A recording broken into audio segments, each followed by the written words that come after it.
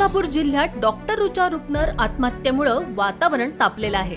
आता या प्रकरणी अपडेट समोर आली आहे। या प्रकरणात डॉक्टर रुचा रुपनरचे सासरे आणि शिवसेना नेते भाऊसाहेब रुपनर यांना अटक करण्यात आली आहे, तर पती सूरज रुपनर अद्यापही फरार असल्याची माहिती मिळत आहे। सूरज रुपनरच्या शोधासाठी पोलीस पथक रवाना झालं आहे। इंडियन मेडिकल असोसिएशन आंदोलनानंतर पोलीस ऍक्शन मोडवर आल्याचं दिसत आहे। डॉक्टर रुचा रुपनरने डॉक्टर सूरज रुपनरला कंटाळून आत्महत्या केली आहे। या हाय प्रोफाईल घटनेमुळे संपूर्ण सोलापूर जिल्ह्याचं लक्ष लागलं आहे। आता या प्रकरणी शिवसेना नेते रुपनर यांना अटक करण्यात आली आहे। त्यामुळे सोलापूर जिल्ह्यात मोठी खळबळ उडाली आहे।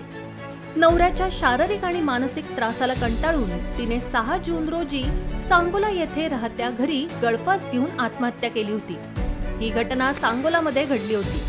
घटनेनंतर 3 दिवसांनी डॉक्टर सूरज रुपनर यांच्या विरोधात सांगोला पोलीस ठाण्यात गुन्हा दाखल झाला होता। या हाय प्रोफाईल घटनेनंतर सांगोला आणि पंढरपूरच्या वैद्यकीय क्षेत्रामध्ये मोठी खळबळ उडाल्याचं दिसत आहे। यांचं लग्न 2012 मध्ये झालं होतं। त्यांना 2 लहान मुलं देखील आहेत।